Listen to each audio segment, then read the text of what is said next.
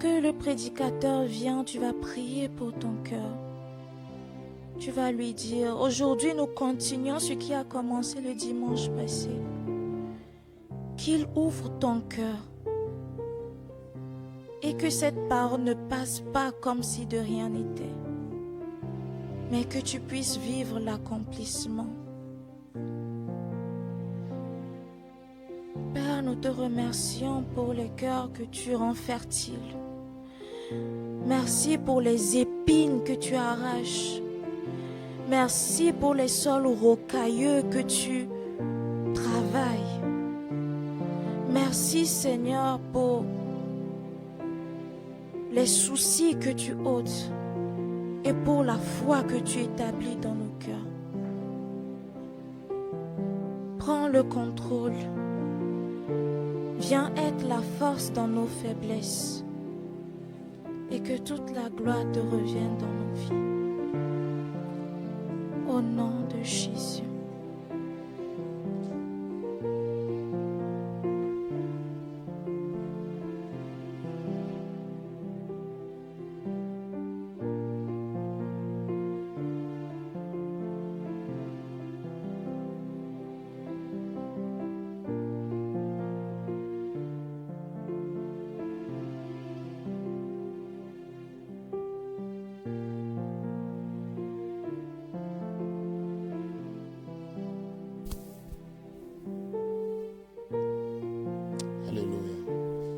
Seigneur, ouvre les yeux de nos cœurs ce matin, parce que nous voulons te voir au travers de ce temps de partage de ta parole. Alléluia. Ouvre les yeux de mon cœur, Père. Ouvre les yeux de mon cœur. Je veux te voir, Seigneur. Je veux te voir, Seigneur. Ouvre les yeux de mon cœur. Ouvre les yeux de mon cœur, Père. Ouvre les yeux de mon cœur. Je veux te voir, Seigneur. C'est mon désir, je veux te voir. Je veux te voir, Seigneur. Je te prie, ouvre les yeux de mon cœur, Papa, et ouvre les yeux de mon cœur, Père, Yahweh. Ouvre les yeux de mon cœur, je veux te voir, Seigneur. J'ai besoin de te voir, je veux te voir, Seigneur. Élevé au plus haut des cieux, du fond de la lumière de ta grâce, remplis-nous de ton amour, nous chantons, tu es saint, tu es saint, je veux te voir. Seigneur, ce matin. Merci pour ton esprit qui agit au milieu de nous. Merci pour ta présence qui nous fait du bien. Seigneur, tu pouvais dire à Marthe que Marie a choisi la bonne part. Cette bonne part consiste donc à s'asseoir à tes pieds pour écouter ta parole. Seigneur, merci pour le privilège que tu nous accordes ce matin de choisir la bonne part. Cette part de s'asseoir à tes pieds pour t'écouter, comme des serviteurs, comme des disciples. Oh Dieu, nous voulons te prier ce matin afin que nos cœurs saisissent les paroles que tu as prévues pour nous ce matin. Dans le nom de Jésus, que l'esprit de grâce, l'esprit de vie, vivifie, fortifie nos âmes, l'esprit de chacun de nous afin que nous recevions ce que tu as prévu pour nous, que nous gardions ce que tu as prévu pour nous et que cela nous aide dans notre marche avec toi. Saint-Esprit de Dieu, je me soumets ce matin à ton autorité et je prie afin que tu me conduises, que tu m'orientes, que les paroles que tu as prévues pour chacun de nous puissent sortir ce matin et nous faire du bien, commençant par moi-même et touchant ainsi toute l'assemblée. Béni sois-tu, Seigneur, toi qui es l'enseignant par excellence, qui veut nous faire du bien ce matin. À toi seul soit la gloire, par Jésus-Christ, notre Seigneur et Sauveur. Nous avons ainsi prié. Amen. Bonjour frères et sœurs dans le Seigneur. Que la grâce de notre Seigneur nous soit encore abondamment accordée ce matin. Alléluia. Nous bénissons le Seigneur pour cette grâce encore qu'il nous accorde d'être dans sa maison pour le célébrer, mais aussi pour écouter sa parole. Comme l'officiante du culte l'a précisé tout à l'heure, nous allons continuer et terminer ce matin la prédication que nous avions entamée la semaine dernière. Nous allons la terminer par la grâce de Dieu. Le titre, ou le thème de cette prédication, c'est « Les bénéfices d'une vie bâtie et stabilisée sur les 12 piliers inspirés par Dieu. » Les bénéfices d'une vie bâtie et stabilisée sur les 12 piliers inspirés par Dieu. Et le texte qui nous a accompagnés, la séance dernière, nous l'avons trouvé dans le livre de la Genèse. Genèse chapitre donc 49, du verset 1 au verset 28. Et comme la séance ou la semaine dernière, nous allons lire que 3 versets, et je vais rappeler 1 ou 2 points, ou plutôt approfondir 1 ou 2 points que nous avons vus la séance dernière avant de continuer et terminer ce matin. Donc nous lisons dans Genèse chapitre 49, donc verset 1 à 2 et le verset 28, le dernier verset. Il est écrit, Jacob appela ses fils et dit, assemblez-vous et je vous annoncerai ce qui vous arrivera dans la suite des temps. Je vous annoncerai ce qui vous arrivera dans la suite des temps. Rassemblez-vous et écoutez, fils de Jacob. Écoutez, Israël, votre père. Verset 28. Ce sont là, à partir du verset 3, Jacob va bénir, donc comme on l'a vu la dernière fois, chacune des 12 tribus. Et au verset 28, ce sont là tous ceux qui forment les 12 tribus d'Israël. Ce sont là ceux qui forment les 12 tribus d'Israël. Et c'est là ce que leur dit leur père. C'est là ce que leur dit leur père en les bénissant. Il les bénit chacun selon sa bénédiction. Il les bénit chacun selon sa bénédiction. C'est le Père qui bénit. Jacob se présente ici comme étant le père de ces 12 tribus qui ont reçu chacune une bénédiction. Chacun donc selon la part qui lui est dévolue, la part que le Seigneur a prévue pour lui.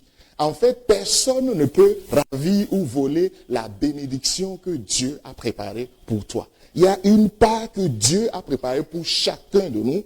Voilà pourquoi je prie que tu reçoives la part qui est prévue pour toi ce matin au nom de Jésus. Et donc ce texte nous montre une bénédiction prophétique que Jacob prononce donc sur ses enfants. Parce qu'il dit, je vous annoncerai ce qui arrivera, ce qui vous arrivera dans la suite des temps. Et on vivra cela même dans l'éternité. Je vais vous le montrer tout à l'heure. On ne l'a pas évoqué la séance dernière, mais j'y reviendrai tout à l'heure. Ces bénédictions vont propulser Israël même dans l'éternité. Dans la nouvelle Jérusalem qui sera établie ici-bas. Et cette prière, comme nous l'avons vu la dernière fois, c'est une prière prophétique, une prière testamentaire. Puisque Jacob dit, les paroles que je vais prononcer sur chacune de vos vies, ça va vous suivre jusque dans la suite des temps. Et on va voir même dans Apocalypse. Apocalypse fait mention donc de ces 12 tribus. On va y arriver tout à l'heure. Et nous avons réfléchi sur le chiffre 12. n'est-ce pas, le chiffre 12 qui est assimilé ou bien qui veut dire la totalité, la complétude, qui veut dire l'ordre aussi. Le chiffre 12, c'est ça, l'ordre. Voilà pourquoi dans les Écritures, le chiffre 12 apparaît constamment. De la Genèse à Apocalypse, il y a une récurrence, une répétition du chiffre 12, compte tenu de ce que ça veut dire. En fait, dans l'Écriture, dans la Bible, en hébreu, ce sont des signes et des chiffres. Pour ceux qui étudient, par exemple, l'hébreu, ils peuvent le constater. C'est davantage des signes, c'est davantage des chiffres qui ont du sens, de la signification. Et 12, ici, c'est l'unité, la totalité, la complétude. Et comme on l'a vu la dernière fois, dans Exode, chapitre 4, verset 11, la Bible nous dit que Rachel et Léa ont bâti la maison d'Israël. Rachel et Léa ont bâti la maison d'Israël. Ce sont ces femmes qui ont donné naissance, dans la version du Semeur par exemple, elles ont engendré, elles ont mis au monde tout le peuple d'Israël. C'est-à-dire, le peuple d'Israël est originaire de ces deux figures qu'on peut considérer comme étant des rivales. Mais en fait, elles ont mis au monde, elles ont donné naissance à une totalité, à une complétude. Donc, ce sont ces 12 tribus qui forment donc l'architecture de cette nation. La nation sainte, la nation d'Israël. Et nous avons vu que, en fait, chaque juif est rattaché à sa tribu. Chaque Israélite est rattaché à l'une des 12 tribus d'Israël. Et ces 12, nous avons dit que ce sont des colonnes, ce sont des piliers sur lesquels la nation est établie. La nation est bâtie. Et nous avons vu la séance dernière que Salomon, lorsqu'il a bâti le temple de Dieu à Jérusalem, il a placé deux poteaux, deux piliers auxquels il va donner des identités. Il va donner à chacune de ces colonnes des identités. C'est ce que nous avons vu dans 1 Roi chapitre 7 verset 21. Il est écrit, il dressa, donc le roi Salomon, il dressa les colonnes dans le portique du temple. Il dressa la colonne de droite qu'il nomma Yakin. Nous avons dit que cette colonne de droite qu'il nomma Yakin veut dire Dieu établi. Yakin veut dire Dieu établi. Et la colonne, il va dresser une autre colonne, puis il dressa la colonne de gauche qu'il nomma Boaz.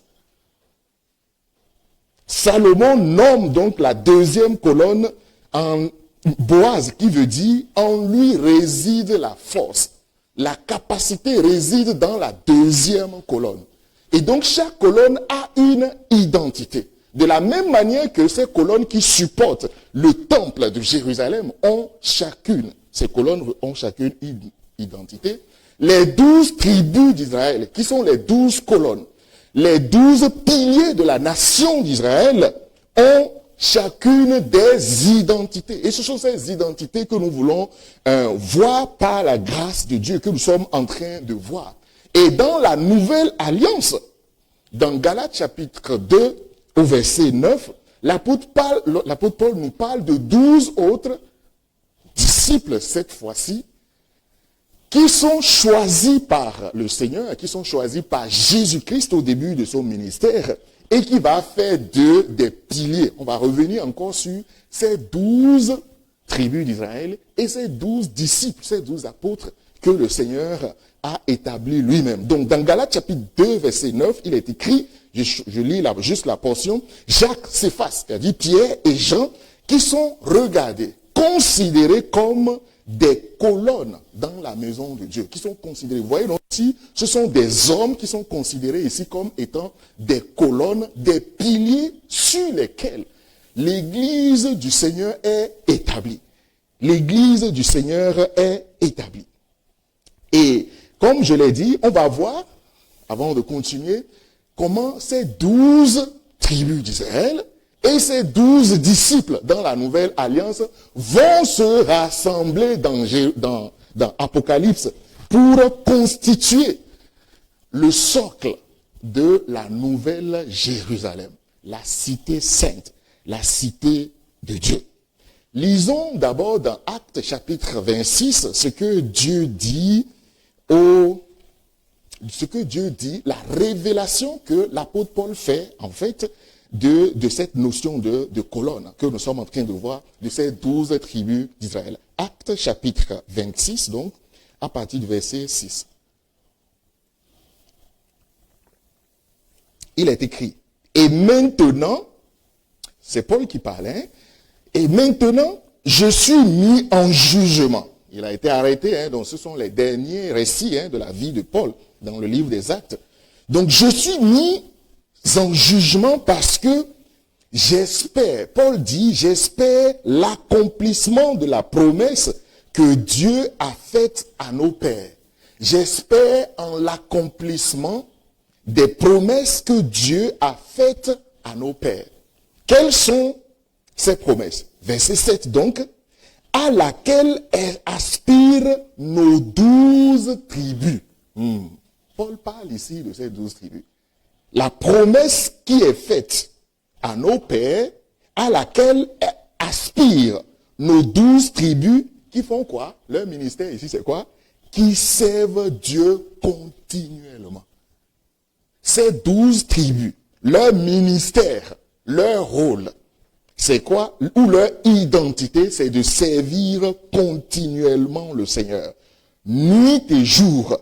Paul dit, c'est cette espérance au roi, hein, il parle au roi devant lequel il a été traduit pour être jugé. C'est pour cette espérance au roi que je suis accusé par des Juifs. Cette espérance qui est associée au service éternel que ceux-là qui auront reçu, accepté Christ dans leur vie comme Seigneur et Sauveur auront la grâce de vivre éternellement. Voilà l'espérance à laquelle l'apôtre Paul était attaché. Et comme je l'ai dit tout à l'heure, dans le livre d'Apocalypse, le dernier livre de la Bible, donc l'avant-dernier chapitre, ces 12 tribus et les 12 disciples que Jésus-Christ a établis vont se rassembler, vont s'associer pour former donc la nation sainte, la Jérusalem nouvelle. Donc nous lisons dans Apocalypse chapitre 21, donc Apocalypse chapitre 21, à partir du verset 10. Apocalypse 21, à partir du verset 10. C'est l'apôtre Jean qui parle. L'un des 12 apôtres, l'un des 12 piliers de la nouvelle alliance. Jean dit, il me transporta en esprit sur une grande et haute montagne, d'où il me fit voir la ville sainte, Jérusalem, qui descendait du ciel. Jérusalem, c'est incroyable hein, ce passage. Toute une ville descend du ciel. D'auprès de Dieu. Elle rayonnait de la gloire divine. Jérusalem rayonnait de la gloire divine. Son éclat rappelait celui d'une pierre très précieuse, celui d'un jaspe, d'une transparence cristalline. Elle était entourée, cette ville, elle était entourée d'une grande et haute muraille, percée de 12 portes, gardées par 12 anges. 12 portes, 12 anges. Et sur ces portes étaient gravés, quoi? Les noms des 12 tribus d'Israël. Ça, c'est dans l'éternité, ça. L'éternité. D'où la prière prophétique de Jacob. Ce qui arrivera jusque dans la suite des temps. Jacob est rentré dans la révélation ici. Sur donc les portes de la nouvelle Jérusalem, il y avait 12 portes sur lesquelles étaient gravés les noms des 12 tribus d'Israël. Verset 13, c'est pas fini. Les portes étaient orientées, 3 vers l'est, 3 vers le nord, 3 vers le sud et 3 vers l'ouest. 3, 3, 3. Le chiffre 3 vous représente quoi? Ça vous rappelle quoi? 3, 3 et 3. Sur les 4 faces. La muraille, verset 14, on va voir donc l'association de ces 12 dans l'ancienne alliance et les 12 dans la nouvelle alliance. Verset 14 donc, la muraille reposait sur Combien de fondements? 12 fondements qui portaient les noms de qui? Des 12 apôtres de l'Alliance. L'association des 12 tribus d'Israël avec lesquelles le Seigneur a cheminé dans l'ancienne alliance. Qui représente ici 12 portes dans la muraille de la cité sainte. Et cette muraille était bâtie sur 12 fondations, 12 piliers. Et chaque pilier représente chaque apôtre. En fait, ces apôtres-là ont chacun aussi une identité. Je ferme la parenthèse. On n'a pas encore fini avec les 12 tribus d'Israël. Mais concentrons-nous sur ça. Vous voyez, non? Les 12 tribus dans l'ancienne alliance et les 12 disciples dans la nouvelle alliance sont rassemblés ici dans la Jérusalem céleste. La Jérusalem nouvelle qui sera créée, la ville sainte. Et on va voir tout à l'heure, je vais revenir sur ça quand je vais rappeler le premier pilier. Qui sont ceux qui auront accès à cette ville? C'est important, bien aimé dans le Seigneur. Vous voyez, cette nouvelle ville, Jérusalem, qui est une ville 4 côtés égaux, si vous lisez dans Apocalypse chapitre 21, vous allez vous rendre compte que, en fait, la muraille, ou bien les murailles avaient les mêmes dimensions. 4 côtés égaux. Et que tu viennes de l'Est, il y a une porte. Ou bien il y a 3 portes. Que tu viennes de l'Ouest, il y a 3 portes. Donc en fait, chacune des portes, tu viens de l'Est. 3 tribus vont venir de l'Est. 3 autres tribus vont venir de l'Ouest.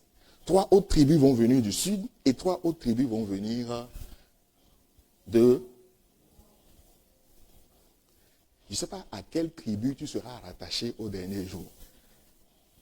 À quelle tribu tu seras rattaché. Comme je l'ai dit, je le répète encore ce matin, chaque Israélite, chaque Juif est rattaché à une tribu particulière.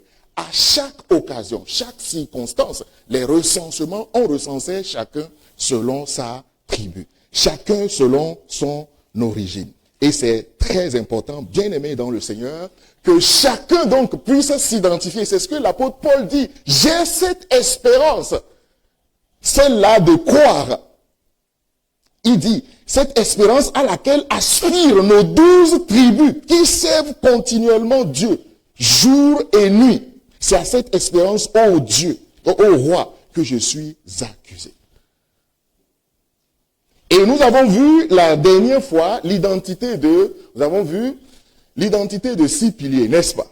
Je vais nous rappeler le premier pilier, la primauté, et dire ce que nous n'avons pas vu la dernière fois et continuer pour voir les autres ce matin. Le premier pilier donc c'est la primauté, c'est-à-dire ce qui revient à Dieu. Et c'est ce que nous sommes en train de découvrir durant ce mois de janvier. Les priorités de Dieu et nos priorités. En fait, il y a plusieurs manières de comprendre ce texte. Les priorités de Dieu, ou bien cette vision. Quand on parle des priorités de Dieu et nos priorités, à quoi cela fait allusion?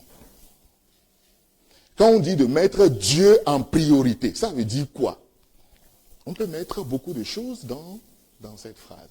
Ok, je mets Dieu en priorité veut dire donc que, ok, les dimanches je suis à l'église, Dieu doit être prioritaire.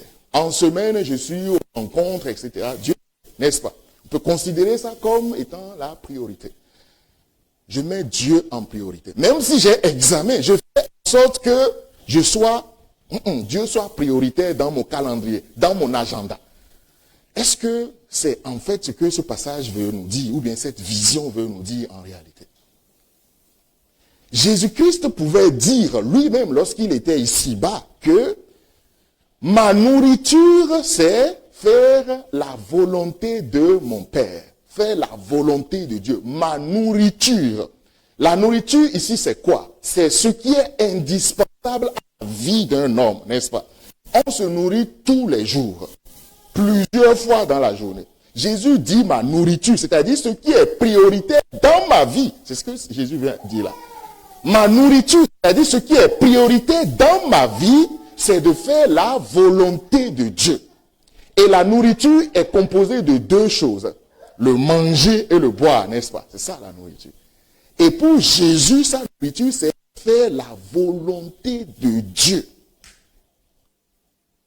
En fait, tu mettras Dieu en priorité lorsque tu vas commencer par faire sa volonté.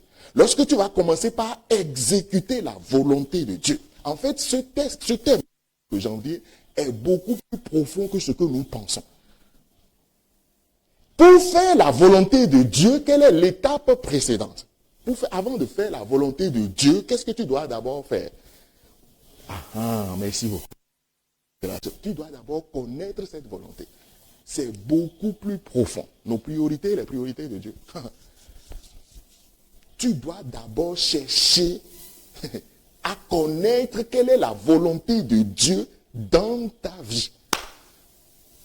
Avant de l'accomplir. Jésus-Christ, à 12 ans, on l'a dit la dernière fois, 12, c'est le chiffre de la totalité, de la complétude. À 12 ans, Jésus-Christ avait déjà tous les piliers en lui.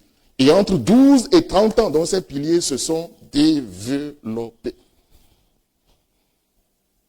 À 12 ans, Jésus savait que sa nourriture, c'était de faire la volonté de Dieu. Jésus a pris le soin de comprendre en fait qu'est-ce que Dieu attend de moi. Qu'est-ce que je dois accomplir pour Dieu? Quel est l'agenda divin qui est associé à mon existence, à ma venue ici-bas? Et voilà pourquoi Jésus peut dire, après 30 ans, que ma nourriture, ce qui est prioritaire dans ma vie, c'est l'accomplissement de la volonté de Dieu. C'est l'accomplissement de la volonté de Dieu. Et ce premier pilier, qui est identifié à l'aîné de la famille, Ruben, veut dire la primauté, ce qui revient à Dieu. La première place qui doit revenir au Seigneur, au Créateur. C'est Dieu qui doit être titulaire de cette première place, ce qui revient à Dieu. Et ce qui revient à Dieu, ce que Dieu cherche par-dessus tout, c'est l'accomplissement de sa volonté dans la vie de chacun de nous. La primauté. Et comme nous l'avons vu la séance dernière, en fait, lorsque nous lisons ce texte, c'est comme si Jacob maudissait Ruben, l'aîné de la famille. C'est comme si. Alors qu'au verset 28, comme nous l'avons dit, voici donc les bénédictions que Jacob a prononcées sur les 12 tribus. Lisons ce que, rapidement, comme je l'ai dit, approfondir ce premier pilier, puisqu'il fait allusion à notre thème du mois, donc, ce que Dieu dit sur l'aîné, Ruben. Je lis à partir du verset 4, Genèse 49. Après avoir dit qu'il est... ok, lisons à partir du verset 3 pour nous rafraîchir la mémoire. Genèse 49 à partir du verset 3. Ruben, toi, mon premier-né, ma force et les prémices de ma vigueur. Jacob est en train de présenter ici l'identité de l'aîné. Supérieur en dignité et supérieur en puissance. L'identité de l'aîné, ça. Mais au verset 4, qu'est-ce qui est dit de lui? Impétueux comme les eaux. Tu n'auras pas la prééminence. Oh. Tu n'auras pas la prééminence. C'est-à-dire le verset 4 que nous avons, le verset 3 qui définit son identité, Ruben ne l'aura pas. Pourquoi? Tu n'auras pas cette prééminence car tu es monté sur la couche de ton père, tu as souillé ma couche en y montant. La souillure. La souillure. Ici, il s'agit de la souillure, du péché sexuel. Vous connaissez l'histoire. À cause de ça, ça amène Ruben, l'aîné, à la disqualification par rapport à l'identité qui est associée à son existence. Comment le péché peut... La dernière fois, cette opposition entre la volonté de Dieu dans la vie et ce que l'ennemi, les forces du mal vont essayer aussi d'établir. La souillure, bien-aimé dans le Seigneur, la seule chose qui peut t'éloigner des bénédictions que le Seigneur a prévues pour toi, ce sont tes actes d'infidélité.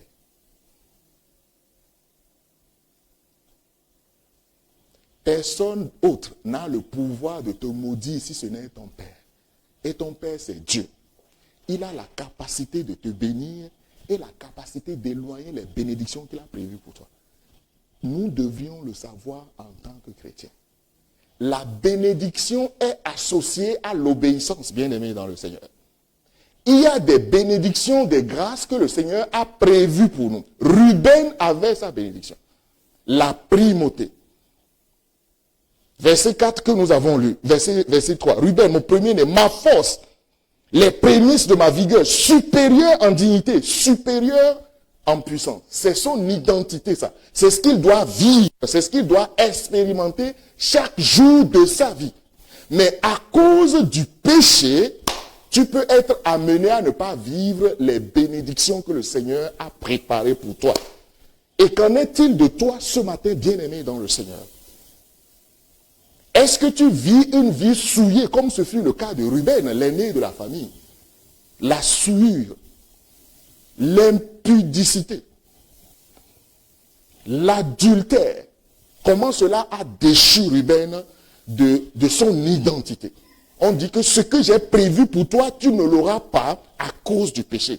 En fait, ce qu'il faut savoir dans ce passage, c'est que Jacob, il est qui ici? Jacob, c'est le père. Le père a la capacité de bénir. Lisez l'histoire d'Abraham. Abraham, le père d'Isaac, il a béni. Abraham a béni Isaac.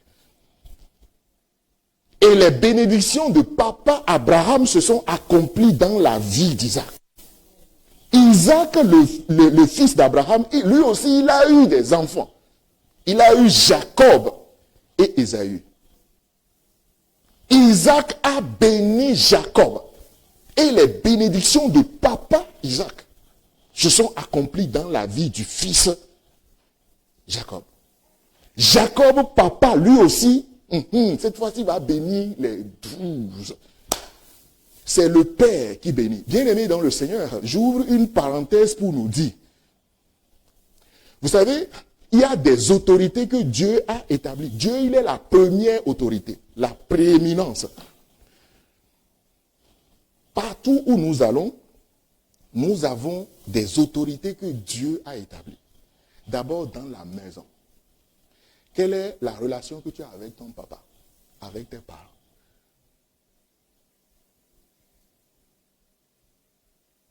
Tu te dis, bon, moi j'ai étudié, je suis un ingénieur, j'ai le master. Papa, il est un alpha. En plus, il boit, il boit. Papa, tu penses de ça à ton papa? Quelle relation as-tu avec ton papa? La Bible nous dit, honore ton père et ta mère. Tu dois l'honneur à papa et à maman. Vous savez, la Bible déclare que c'est la deuxième promesse assortie de bénédiction. L'honneur dû à papa et à maman. Tu dois respecter, je ne sais pas, c'est pour quelqu'un ce matin. Tu dois respecter tes parents. Qu'ils t'envoient de l'argent ou non. Peu importe ce qu'ils t'ont dit. Tu n'es pas le juge de tes parents, ni le juge de personne. Même si papa n'est pas chrétien, maman n'est pas chrétienne, respecte-les.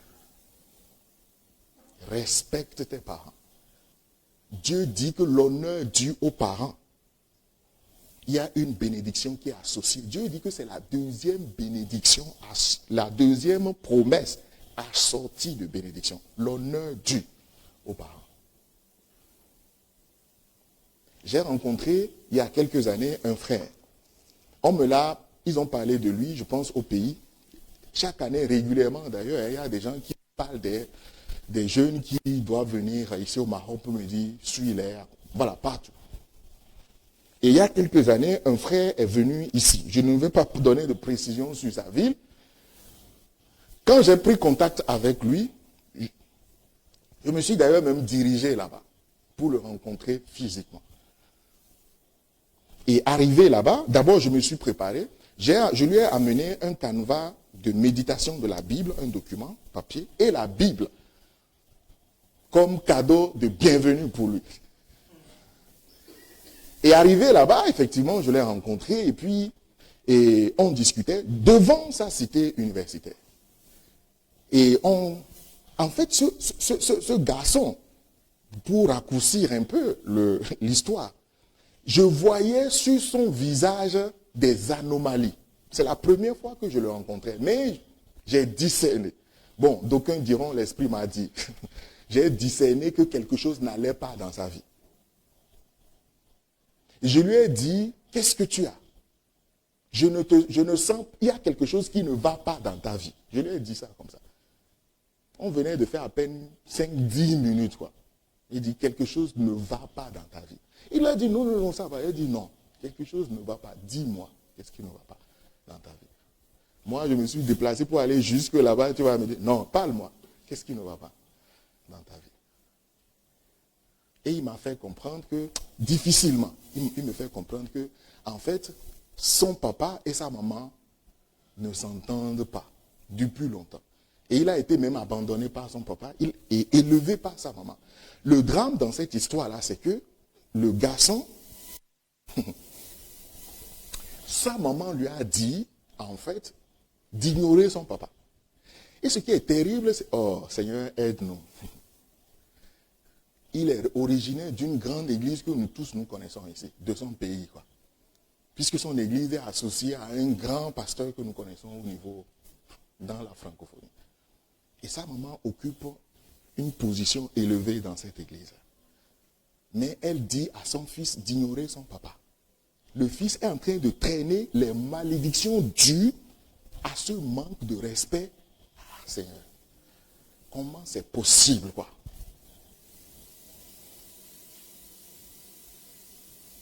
En fait, tout ce que je lui disais, ça rentrait ici, ça sortait par là-bas.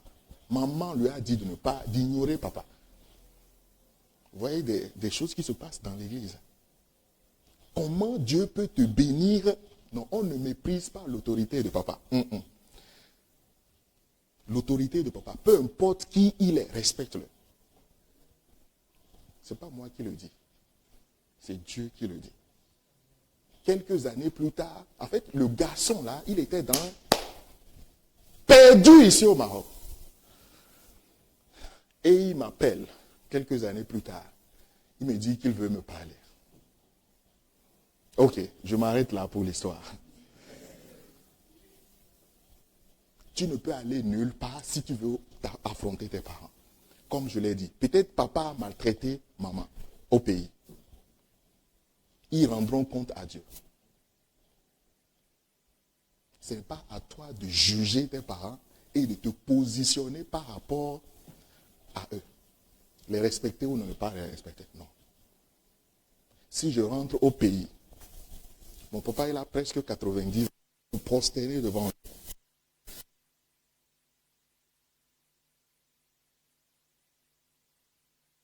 Honoré. On ne s'amuse pas avec ça. Tu ne peux pas être chrétien et bafouer l'autorité de papa. Non. Pour nous qui sommes enfants de Dieu ici, Jacob est le papa de ces 12 tribus. Et c'est lui qui a la capacité de bénir. Ton Dieu a la capacité de te bénir et il a la capacité de te priver de ces bénédictions qu'il a prévues pour toi si tu n'es pas obéissant.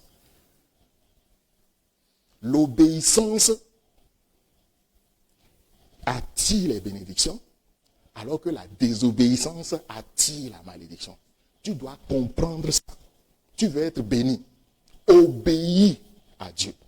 Tu dois obéir à Dieu. La bénédiction ne se trouve pas en dehors de l'obéissance à Dieu, bien-aimé dans le Seigneur. Est-ce que quelqu'un me comprend ce matin? J'ai dit quoi? Obéis à Dieu parce que ton Dieu est ton Père. Tu as la capacité de bénir, de déclarer des choses sur ta vie qui vont arriver au-delà même de l'éternité. Ruben, lui, il a souillé la maison de papa, Jacob. Le péché sexuel. Combien la jeunesse vit dans ça, même dans l'église. On vient chanter le dimanche, on vient prier, on vient intercéder. Comment tu as passé ta semaine? Ton mois là, comment tu l'as passé? Avec qui tu as passé tes nuits précédentes? Si on devait afficher ça ici ce matin, quoi, hein, on va fuir, quoi. N'est-ce pas? Tu suis peut-être ta vie. Et tu viens chanter pour nous ici. Tu viens nous conduire, tu viens nous prêcher. Ah, tu nous trompes. Le Seigneur te voit. Hein? C'est ce qui a privé Ruben de sa position de prééminence. Le péché. Répands-toi ce matin. Si tu vis une forme de souillure dans ta vie, répands-toi. Le Seigneur ne veut pas te condamner ce matin. Il veut te délivrer. Voilà pourquoi tu dois te repentir. Répands-toi ce matin. Répands-toi ce matin. Répands-toi. Dans l'association de ces 12 tribus et 12 disciples, nous avons vu, n'est-ce pas, qu'il y avait 12 portes dans la Nouvelle Jérusalem. Et la muraille, la clôture de la cité sainte, la Jérusalem nouvelle, cette clôture était sur 12 fondements, n'est-ce pas? Ces 12 fondements qui rappelaient donc, et qui portaient les noms des 12 apôtres. Vous voyez, donc ces fondements avaient des identités aussi. Des identités qui sont renvoyées donc à la fonction des 12 apôtres de l'agneau, nous dit Apocalypse chapitre 21, verset 14. Mais au verset 27 de l'Apocalypse que nous avons lu tout à l'heure, pour terminer ce premier élément, la Bible nous dit, verset 27 donc de l'Apocalypse 21, on avait lu tout à l'heure du verset 10 au verset 14, la suite, verset 27, rien d'impur, nous dit la parole de Dieu. Rien d'impur ne pourra y pénétrer. En fait, on a vu qu'il y avait combien de portes? Il y avait 12 portes. Et chaque porte était gardée par un ange. Donc il y avait 12 anges au total, n'est-ce pas? Pourquoi il y avait des portes et pourquoi il y avait des anges gardiens? Comme quand Adam et Ève ont péché. Vous vous rappelez de cet ange qui était sur la route pour barrer la voie à Adam qui pouvait aller manger. Ok. Verset 27 nous dit, est-ce que le multimédia peut nous afficher ça? Rien d'impur ne pourra y pénétrer. Et nul homme qui se livre à des pratiques abominables. Nul homme qui se livre à des pratiques abominables et au mensonge n'y entrera. C'est ce que nous dit la parole de Dieu. Seuls y auront accès, je lis la version du semeur, seuls y auront accès ceux qui sont inscrits dans le livre de vie de l'agneau. Seuls ceux qui sont inscrits dans le livre de vie de l'agneau. C'est eux qui vont rentrer. Voilà pourquoi, dans cette Jérusalem nouvelle, ceux qui vont, lisez le chapitre 21, s'il vous plaît, de l'Apocalypse, pour voir ce qui nous attend. Il faut qu'on sache ce qui nous attend dans l'éternité. Ça va nous encourager aussi. Ça va nous encourager. C'est ce que l'apôtre Paul dit aux chrétiens d'Éphèse. Encouragez-vous par ces paroles. Consolez-vous. Et aux Thessaloniciens, encouragez-vous. Aux Thessaloniciens, encouragez-vous par ces paroles. Quand il va leur décrire comment la fin du monde arrivera, il dit consolez-vous par ces paroles. Consolez-vous. Lisez Apocalypse 21 donc, pour vous consoler, pour vous encourager sur comment est-ce que nous vivons l'éternité avec le Seigneur. Alléluia. 6e pilier que nous avons vu la dernière fois où on s'était arrêté, c'est le travail et la stabilité. Le travail et la stabilité. On a vu que Isaac, la Bible nous dit au verset 15 que Isaac a trouvé que le repos est bon. Le repos est bon, que le pays est agréable. Il tend l'épaule, ça c'est Isaac, ça. Il tend l'épaule pour porter le fardeau et il s'assujettit à la corvée. En fait, personne ne dit à Isaac de travailler, mais puisque son identité est associée au travail et à la stabilité, lui-même, il travaille. Et ce qui est intéressant dans ce passage, c'est que Isaac discerne en fait que le pays est agréable. Je vais terminer par là. Isaac discerne que dans ce pays, il y a possibilité de faire des affaires. Voilà pourquoi il va se donner au travail. Ça, c'est l'identité d'Isaac. Le 7e pilier.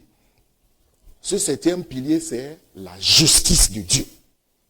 Et l'exercice de cette justice. La justice de Dieu et l'exercice de la justice de Dieu. Et ce 7e pilier est rattaché à Dan, qui est la 7e tribu d'Israël. Et Dieu dit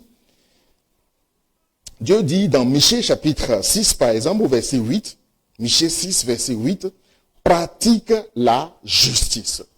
Pratique la justice, nous dit la parole de Dieu. Pratique la justice. Tu es juste, tu as été justifié, pratique donc la justice. Ça veut dire exercer cette justice. Samson, par exemple, il a été établi, il a été consacré pour faire quoi? Pour exercer la justice au milieu du peuple d'Israël et délivrer le peuple de la main des Madianites. Voilà ce qu'il devrait accomplir, la justice. 7e pilier, la justice de Dieu et l'exercice de cette justice. Et la justice, lorsqu'elle est exercée, elle produit l'affranchissement. Elle produit l'affranchissement de la domination. Tu dois identifier dans l'exercice ou bien dans la pratique de ta justice des personnes qui doivent être affranchies. Comme Samson devrait exercer la justice, Dieu lui donne la capacité donc pour le faire. Et toi aussi, tu dois discerner autour de toi des personnes qui doivent être affranchies. Ça, c'est l'évangélisation, ça. Si le Fils vous affranchit, vous serez réellement libre. Il y a des personnes autour de toi qui ont besoin d'être libérées. Exerce la justice pour libérer ceux qui sont sous le joug de l'ennemi. Alléluia. Exerce la justice de Dieu que tu as reçue. Exerce ton identité. Exerce cette 7e identité qui est rattachée à la justice. Une justice qui affranchit. Le 7e pilier, c'est l'abondance et la source de bénédiction. Peut-être faut-il rappeler que le premier pilier, le 2e, le 3e et le 4e, c'est directement rattaché à Dieu. Directement rattaché à Dieu. Le tiers, ça de Dieu. La primauté, la place de Dieu. Ruben. 2e, Siméon. Vous voyez, donc, qui a été racheté. Associé à qui? À Lévi et à Judas. Lévi lui-même, c'est qui? Le sacrificateur. La tribu des sacrificateurs. La tribu des prêtres. La tribu de ceux qui se présentent devant le Seigneur. La 4e tribu, c'est qui? Judas. Qui annonce quoi? L'espérance. Shiloh, le prince de la paix. L'espérance du chrétien. Sur les 12, donc, 4 sont directement liés à Dieu. Avant de parler des autres qui parlent de la vie pratique, j'ai envie de dire, du chrétien. La vie ministérielle du chrétien, mais aussi la vie sociale, la vie professionnelle, la vie familiale du chrétien. Les autres en parlent. Voilà pourquoi 12 renvoie à l'idée de totalité. Et en fait, la vie de chacun doit être bâtie sur ces piliers. On doit avoir dans ta vie ces 12 identités. Ces 12 comme unité. Et c'est très important. Gad, comme on l'a vu tout à l'heure, comme je suis en train le 8e pilier, c'est Gad, c'est la victoire et le triomphe sur l'ennemi. Victoire et triomphe sur l'ennemi. Au verset 19 de notre passage de base, Genèse 49, donc, il est dit à propos de Gad, il poursuivra la troupe adverse. Il poursuivra la troupe adverse. Il va les poursuivre. L'ennemi ne pourra pas se tenir devant Gad. Qu'il est victorieux. Le Seigneur a exercé sa main au combat pour être victorieux sur ses ennemis. Pour être victorieux sur la troupe adverse. Ça, c'est le 8e pilier, ça. Victoire et triomphe sur l'ennemi. Le 9e pilier, ici, c'est l'abondance et la source de bénédiction. L'abondance et la source de bénédiction, c'est Hazer. L'identité de Hazer, le 9e pilier, c'est ça que j'ai dit, non? Le 9e pilier, c'est l'abondance et la source de bénédiction. Verset 20 de notre passage de base, Genèse chapitre 49, donc verset 20, il est écrit, Hazer a une riche nourriture. C'est lui qui fournira des mets dignes d'un roi. Ça, c'est l'identité de Hazer, ça. Hazer a une riche nourriture. Il a une riche nourriture. Vous voyez, en fait, le chrétien a cette identité en lui. Jésus dit que celui qui croit en moi, des sources d'eau vive vont couler de son sein. Est-ce que c'est pour lui que ça va couler? Est-ce que c'est pour toi que les sources d'eau vive vont couler? Pour satisfaire tes propres besoins? Non. C'est pour être source de bénédiction pour les autres. Voilà pourquoi on dit que Hazer a une riche nourriture. C'est lui qui fournira des mets dignes. Il va donner la nourriture. Hazer va donner.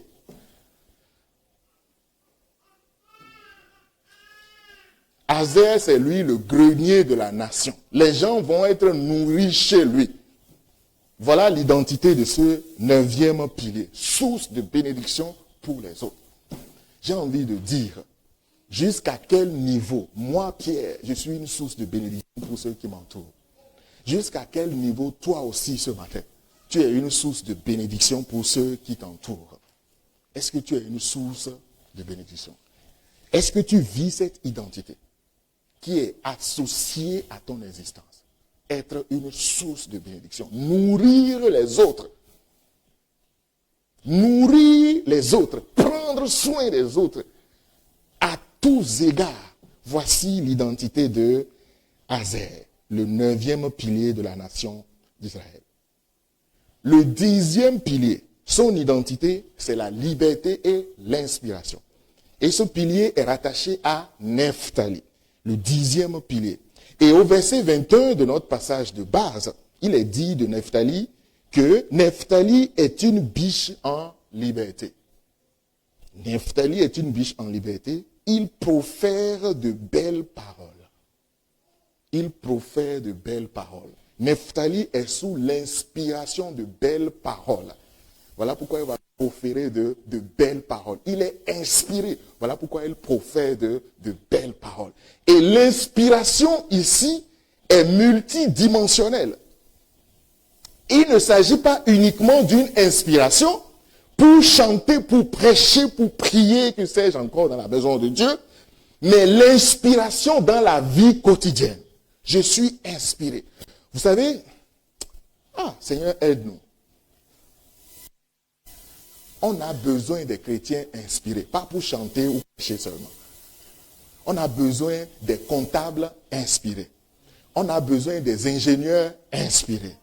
On a besoin des professeurs inspirés. On a besoin des magistrats inspirés. On a besoin des ministres inspirés. On a besoin des présidents inspirés, des chefs d'État inspirés, des députés inspirés, pour que nos nations puissent fonctionner. Israël a été bâti sur ces 12 piliers. Et Nephtali ici nous rappelle que la nation a besoin de l'inspiration. Voilà pourquoi dans cette nation-là, il y a des gens qui inventent. Vous avez vu ça, non? La nation dont on parle. Vous avez remarqué qu'il y a beaucoup d'inventeurs dans cette nation? Vous avez remarqué ça? On a besoin des gens qui inventent. L'Église, vous imaginez, on dit que découverte du vaccin, c'est le chrétien. C'est tel chrétien qui a découvert ça. Découverte de telle chose, on associe ça, on dit, les chrétiens là, ils ont quelque chose. Alléluia. Voilà pourquoi on doit manifester cette identité. La liberté et l'inspiration. Tu es un étudiant, mais un étudiant inspiré aussi. Donne-moi un bon amen. Amen. Un étudiant inspiré.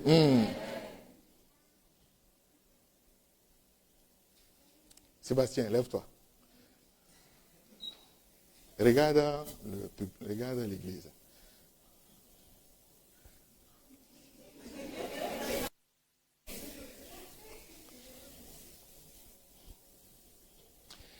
Il a obtenu au premier semestre 18,82 de moyenne. Est-ce qu'on peut acclamer le Seigneur pour lui?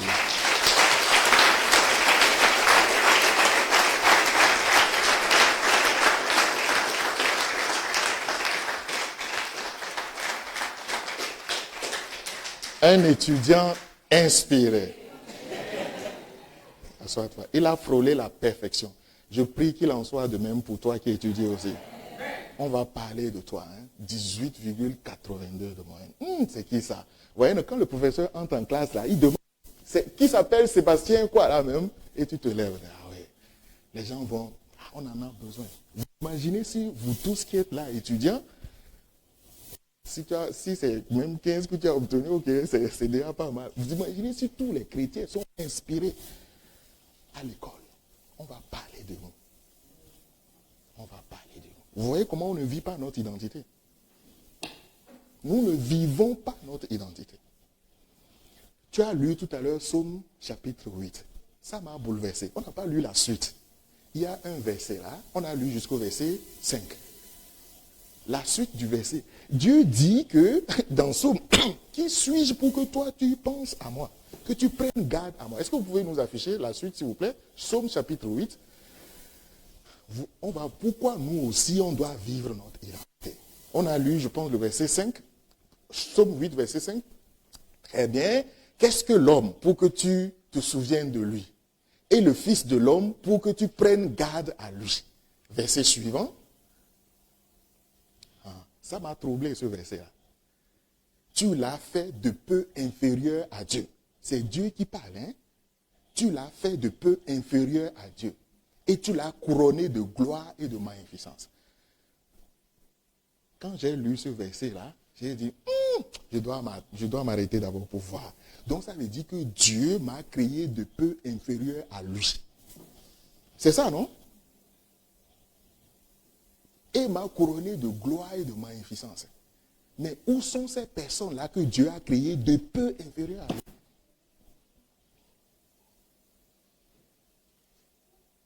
Où sont-ils? Où sont-ils? Où sont ces hommes et ces femmes qui sont créés de peu inférieurs à Dieu? Oh Seigneur, aide-nous ce matin. Alléluia. 10e pilier, la liberté et l'inspiration. 11e pilier, c'est la fertilité et l'élévation. La fertilité et l'élévation. Ce pilier est rattaché à qui? À Joseph. Joseph et, bien sûr, nous savons que Joseph est partagé en deux. Manassé et Ephraïm, n'est-ce pas? Et à Joseph, il est écrit, verset 22 de notre passage principal, Joseph est le rejeton d'un arbre fertile. Joseph est le rejeton d'un arbre fertile près d'une source. Les branches s'élèvent au-dessus de la muraille. Donc, Joseph est le rejeton d'une branche qui est fertile. La fertilité et l'élévation. 11e pilier. Fertilité et élévation. La fertilité, elle est associée forcément à la vie du chrétien. Le chrétien doit être fertile. Il doit être productif. Rappelez-vous de ce figuier qui a été maudit. Pourquoi? Parce qu'il n'a pas du fruit. Tu dois porter du fruit, bien aimé dans le Seigneur. Des fruits spirituels, des fruits sur tous les plans. Tu dois porter du fruit. Parce que le Seigneur t'a planté au bon endroit pour que tu puisses porter du fruit. Porte du fruit, bien aimé dans le Seigneur. Alléluia. 12e pilier, c'est Benjamin. On m'a dit de... Benjamin, qu'est-ce qui est dit de lui? La dernière tribu d'Israël. Verset 27. Benjamin est un loup qui déchire. Le matin, il dévore la proie. Et le soir, il partage le butin. L'identité spirituelle de Benjamin, c'est l'habileté et la victoire au combat. L'habileté et la victoire au combat. Voilà pourquoi Benjamin va se présenter comme un loup qui déchire. Rien ne lui résistera. La victoire finale. associée à cette 12e tribu d'Israël. La victoire finale. La victoire finale. Bien-aimés dans le Seigneur, comment pouvons-nous asseoir, je suis en train d'aller vers la conclusion de ma prédication, comment pouvons-nous asseoir ou bâtir notre vie sur ces 12 fondements?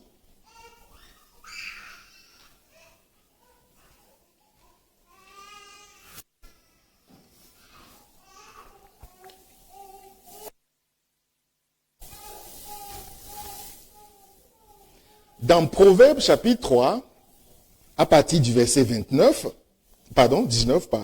Proverbes 3 à partir du verset 19, la parole de Dieu nous dit, c'est pas la sagesse que l'Éternel a fondé la terre, c'est pas l'intelligence qu'il a affermi les cieux, c'est pas la science que les abîmes se sont ouverts et que les nuages distillent la rosée. Comment Léa et Rachel ont-elles bâti la maison d'Israël? Par quoi? Par la sagesse, n'est-ce pas? Et Proverbe nous dit que Dieu lui-même, c'est par la sagesse que l'Éternel a fondé la terre, par l'intelligence qu'il a fait les cieux, et c'est par la science que les abîmes se sont ouverts. Ça, c'est Dieu, ça. La sagesse, l'intelligence et la science. La sagesse ici fait quoi? Le rôle de la sagesse, c'est quoi? La sagesse a pour but de fonder. Il faut de la sagesse pour bâtir une vie, pour fonder une vie. L'intelligence a pour but de faire quoi? Affermir la maison. La maison qui a été bâtie par la sagesse doit être affermie par l'intelligence. Et cette maison qui a été bâtie, deuxièmement, affermie, cette maison doit être remplie. Remplie de quoi? Remplie de biens précieux, comme nous le dit la parole de Dieu. Remplie de biens précieux. Et qu'est-ce qui peut remplir, qu'est-ce qui permet à une maison d'être remplie de biens précieux? C'est quoi? C'est la science. La sagesse a pour mission donc de bâtir, fonder. L'intelligence, son rôle c'est quoi? Affermir. Une maison qui est bâtie doit être ferme, inébranlable. Et cette maison doit être remplie. La maison ne doit pas être vide. Voilà pourquoi nous avons vu tout à l'heure que la fertilité qui est associée au 11e pilier, fertile du fruit, ta maison doit être remplie donc de fruits. Voilà pourquoi la science permet à une maison d'être remplie de biens précieux. La sagesse, l'intelligence et la science. Ça veut dire quoi? La sagesse veut dire quoi? La parole de Dieu nous donne la réponse. Puisque ces trois notions sont importantes pour bâtir une maison. On a dit quoi? Une maison qui est bâtie et qui est stabilisée sur les 12 piliers. Nous sommes en train de voir l'application ici. La sagesse, l'intelligence et la science. Proverbe 9, verset 10 nous dit que la crainte de l'Éternel est le commencement de la sagesse. La sagesse qui bâtit une maison, c'est quoi donc? C'est la crainte de Dieu. Tu as besoin de la crainte de Dieu qui va te donner la force pour bâtir ta maison. Deuxièmement, l'intelligence. La Bible nous parle aussi de l'intelligence. Dans Job 28, 28, Job 28, 28, il est écrit, « Voici, la crainte du Seigneur, c'est la sagesse. » C'est ce qu'on a vu tout à l'heure. S'éloigner du mal, c'est l'intelligence. S'éloigner du mal, c'est l'intelligence. En fait, l'intelligence a pour mission dans une... Quel est le rôle de l'intelligence pour une maison? Affermir la maison. Sécuriser la maison. Rendre la maison inébranlable. C'est le rôle de l'intelligence. Et l'intelligence ici est associée à la compréhension des vérités de Dieu. Des vérités bibliques. Voilà pourquoi Paul dit aux Éphésiens, au chapitre 4, verset 18, ils ont l'intelligence obscurcie. Spirituellement, ils ont l'intelligence obscurcie. Ils sont étrangers à la vie de Dieu à cause de l'ignorance qui est en eux, à cause de l'endurcissement de leur cœur. En fait, une intelligence peut être obscurcie. Alors que Proverbe, Job nous dit que l'intelligence, c'est quoi? C'est s'éloigner du mal. Tu as besoin en fait de l'intelligence pour t'éloigner du mal. Si tu ne t'éloignes pas du mal, ta maison ne sera pas affermie. Et Dieu nous dit que l'intelligence, c'est le fait de s'éloigner du mal. La capacité spirituelle de s'éloigner du mal. Cette capacité spirituelle, on l'appelle l'intelligence.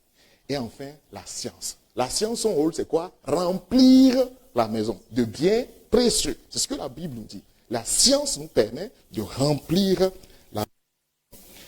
Et cette science n'est rien d'autre que la compréhension. La compréhension pratique. La compréhension spirituelle. Les capacités de saisir, en fait, les bonnes, les meilleures opportunités que la vie, que Dieu peut t'offrir à chaque circonstance. Les opportunités, les capacités. Partout où tu pars, il y a des opportunités que le Seigneur va te présenter. Des opportunités pour faire des choses pratiques.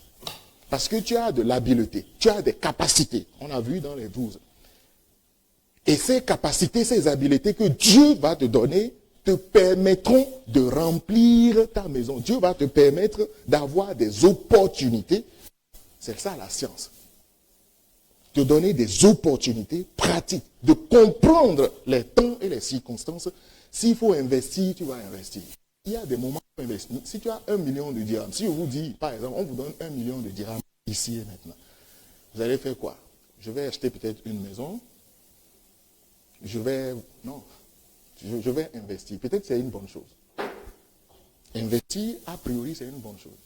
Tu dois investir en fait dans le temps.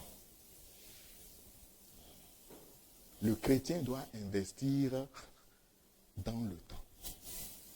Parce que si tu n'investis pas dans le temps que le Seigneur a prévu pour toi, il se peut que ces 1 million de dirhams ne soit pas pour toi. Il se peut que ça soit pour moi. Tu dois faire exactement ce que Dieu, tu dois chercher à comprendre. Ce que Dieu faire avec ces 1 million de dirhams. Et quand est-ce qu'il faut le faire? C'est ça la science. Et c'est ça qui va faire en ta maison sera remplie. En conclusion, je vais nous lire Matthieu chapitre 7. La séance dernière, nous avons lu le verset 24 comme étant le verset de la semaine. Il est écrit, Matthieu 7 à partir du verset 24. C'est pourquoi quiconque entend ces paroles que je dis et les met en pratique, c'est Jésus qui parle, sera semblable à un homme prudent qui a bâti sa maison sur le roc. Verset 25. La pluie est tombée, les torrents sont venus, les vents ont soufflé et se sont jetés contre cette maison. Elle n'est point tombée parce qu'elle était fondée. La sagesse, elle était fondée sur le roc. La sagesse permet à une maison d'être fondée sur le roc. Il faut prier pendant 40 jours, jeûner pendant 50 jours, une année. La sagesse, c'est ça qui va fonder ta maison. La sagesse, c'est ça qui va fonder. L'intelligence qui consiste à fuir le mal, c'est ça qui va stabiliser ta maison. La parole de Dieu, elle est très claire. Il faut l'appliquer. Quiconque entend cette parole, elle met en pratique. Il faut mettre en pratique.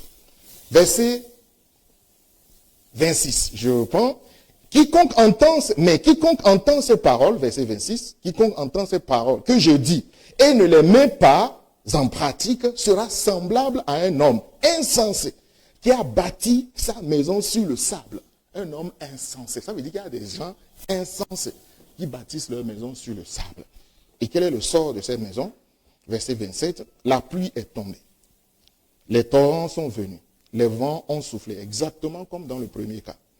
Et se sont abattus et ont battu cette maison. Elle est tombée et sa ruine a été grande. Dans notre verset de la semaine, nous allons voir ça tout à l'heure dans Jean chapitre 13. Jésus-Christ dit, heureux êtes-vous, vous qui entendez ces paroles. Vous êtes heureux, pourvu que vous les mettiez en pratique. Que le Seigneur bénisse sa parole ce matin et nous rend capables d'avoir une vie bâtie, une vie stabilisée sur ces piliers, sur ces fondements qui sont indispensables, nécessaires pour nos vies. Nous allons baisser nos têtes et prendre quelques instants pour prier. Alléluia. Merci Jésus. Est-ce que l'instrumentiste peut venir nous accompagner pendant 1-2 minutes? Ce matin, tu as écouté encore ces paroles. Je ne sais pas qu'est-ce que le Seigneur t'a rappelé, qu'est-ce que le Seigneur t'a appris. Là où tu es, présente-toi devant lui tout simplement. Les bénéfices d'une vie qui est bâtie, une vie qui est stabilisée sur ces piliers. Ces piliers constituent donc une unité sur laquelle nos vies doivent être bâties. C'est Dieu qui les a inspirés. Alléluia. Commence par présenter ta vie au Seigneur. Observe, on a vu ces 12 points, ces 12 identités. Qu'est-ce qui te manque ce matin? Qu'est-ce qui fait défaut à ta vie qui constitue donc une architecture, une maison? La maison que tu dois bâtir, on l'a vu durant l'année dernière. C'était la vision de l'année. La vie qu'il faut, le temple qu'il faut bâtir, c'est nos vies. On l'a compris l'année dernière. Dieu est en train de rappeler ce matin l'identité, 12 identités qui sont associées à une vie, à une maison, à un temple, à une ville, à une église. Déclare les choses. Déclare des paroles, déclare des souhaits, des prières ce matin par rapport à chacune de ces identités qui doivent accompagner ta vie, qui doivent se manifester dans ta vie. Oh, le premier pilier, la primauté, ce qui revient à Dieu. Peut-être que cette identité n'est pas encore bien exprimée, développée en toi. Dis au Seigneur, oui, dans ce pilier, comme nous l'avons vu encore ce matin, la primauté ici, la priorité ici, c'est d'abord être dans la volonté de Dieu. Être dans la volonté de Dieu. Nous avons vu beaucoup d'identités. Nous avons vu au total 12 identités ce matin.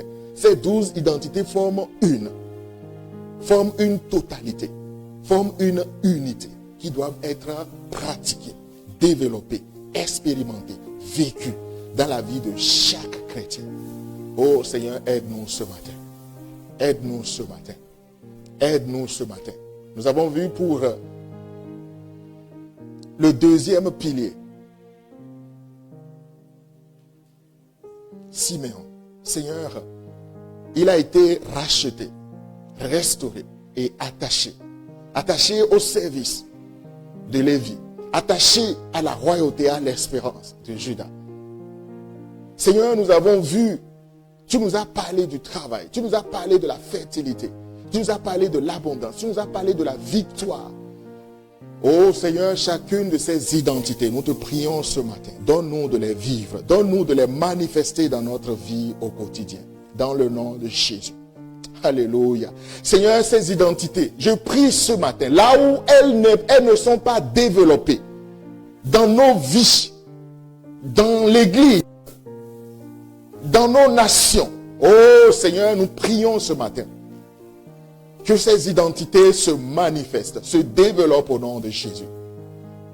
Tu nous as donné la capacité en tant qu'Église de les manifester. Oh Dieu, je te prie ce matin.